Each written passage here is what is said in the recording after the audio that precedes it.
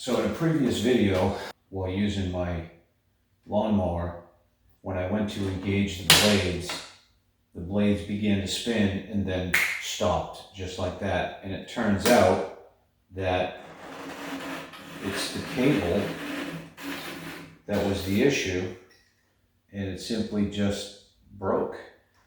In looking on the internet, I found that this isn't an unusual occurrence for this machine. It looks like there's a little rust on it. So some water got down in here and started to corrode it until it failed, apparently.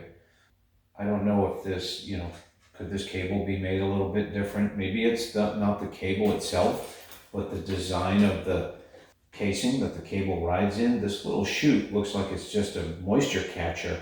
The cable goes in this housing, and here you can see where this little plastic channel is likely to gather moisture and funnel the moisture down inside the conduit. Nonetheless, this has got to be replaced, so I'll take this out. If I follow it down, it comes down and goes through here. It goes under this. It's not actually being held on by that. I think it's just keeping it in check. And then it goes around the other side. I've taken the plastic cover off. The plastic cover is 4 10mm bolts. I cleaned up some of the grass here, but this is the cable here that I need to replace. So here's the new cable, part number 133-1998. I don't know if that's the Toro number. This doesn't say Toro on the packaging anywhere, but I did get this directly from my Toro dealer. Cable cost me $28. It's just the cable. I know some of these have a kit with the bracket and some other stuff. I've never taken one of these apart, so I don't want to just go prying on it. But by looking at the new cable, it kind of tells me that there's this little tab here. And I think that if this were to swivel up, it would come right out and lock back in by pushing it down. So I think in this case, to get this out, I have to raise this up, and it should slide out that way to get it to come off of this handle. So we'll take this off, and this is an 11mm. There's a slot on this side of this round piece, and I think I can get this out from that slot, but the switch is in the way. So there we go. And then coming further down, there's another plastic sort of clip here. It's open on the bottom. And there's also some zip ties here. There's a zip tie here that doesn't need to be snipped. There's a zip tie down here that does need to be snipped. We'll go ahead and do that. And it looks like it's actually tied.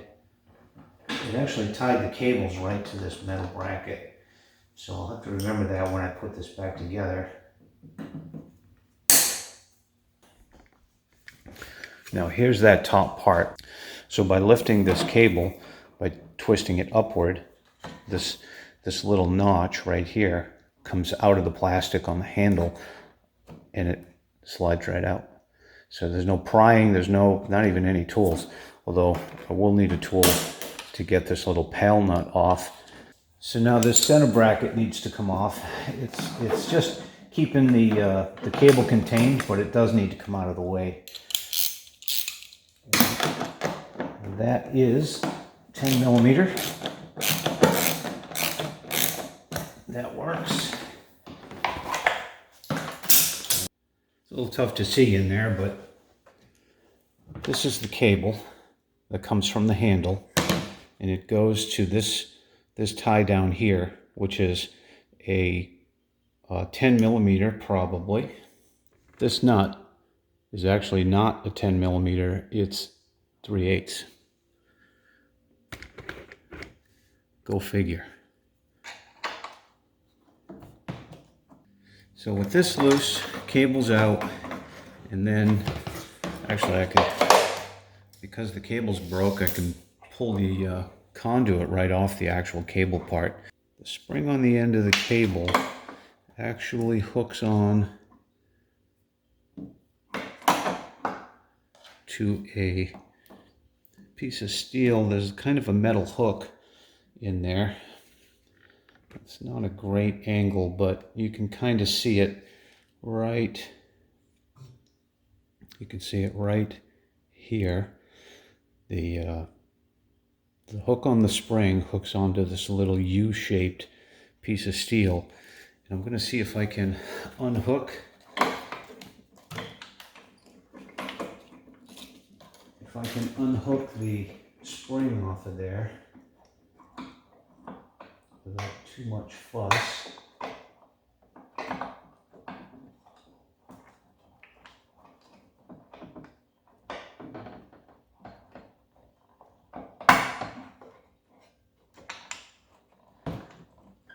It was a little tight. Actually, I think I got it, but now my hand is stuck.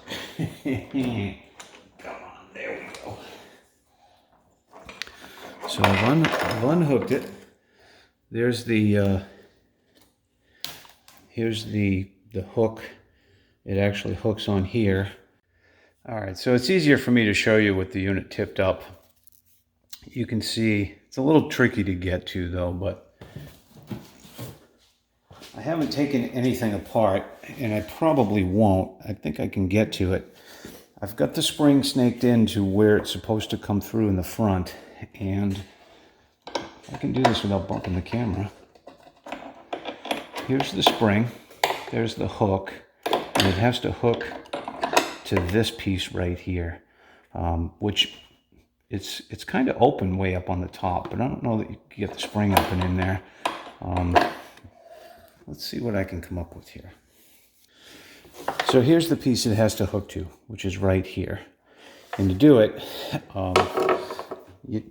it doesn't have to squeeze on here, which this space between the spring and the end of the hook is too small for it to squeeze on, and around this piece right here. But the end of it is open. So if you just bring this in and hook it on, you don't have to really struggle with it. So once it's hooked on, now it's just a matter of putting it all back together in reverse. We'll start here with this connection here. I want to get it under the bracket and get it in a position, but I'm not going to quite tighten it up just yet.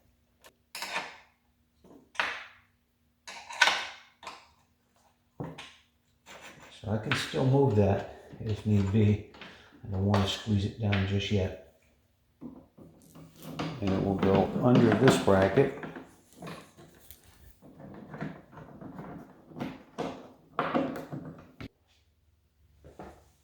Now before I secure this cable in place, I have to take this one off. So I'll go ahead and do that, but to get this back on, I need to be able to pivot it. And so I don't want to snap it all into place because I won't be able to get this twisted up to get this plastic piece to lock into place, which is going to go like this and like that. And I'll clip it under.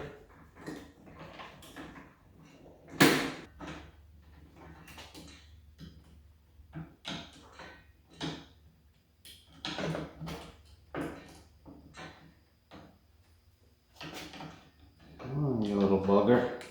There you go. So we'll put the new piece on. Connect the new cable, and then squeeze the paddle nut back on. There we go. So I'll go ahead and put the tie downs in. This one goes in here.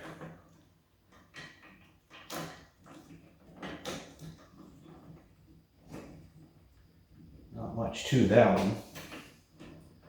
I won't snug that all the way quite yet. Tighten this bolt, rubber cap on it.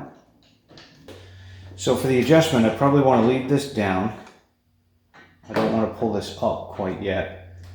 I'll adjust it so it's loose down there. All right, so I've tightened this bolt up. After leaving this, I pulled this outward, but just so it's not tight. So there's a little bit of play in it, and the the handle mechanism is in the released position, so the blades will spin freely. But if I pull the handle now, it'll pull the cable and squeeze the mechanism to engage the blades. There may be a little bit more fine tuning needed to be done, but I think that's going to be it. All right, so before I finish zip tying this cable, I want to make sure that none of these cables are going to be in the way of the handle movement. That's the setting that I use for storage. Those cables look okay. And then if I wanted to flip it all the way, that's okay too, right? I don't see any pulling or stretching, so everything looks good.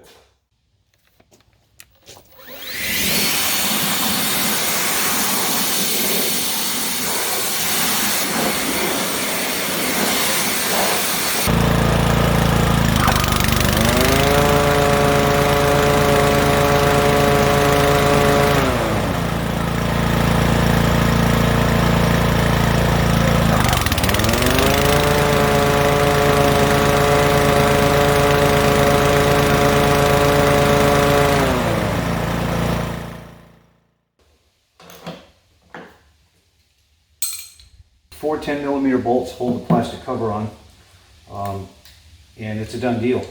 $28 for the cable, about 30 minutes of my time, and it was well worth it. It's certainly better than loading it into the car, bringing it to the Toro dealership to haggle with them over warranty. It's still under warranty. My machine is still under warranty for a few more months, and the dealership made it seem like maybe Toro might have given me a little pushback with regards to covering that cable under warranty.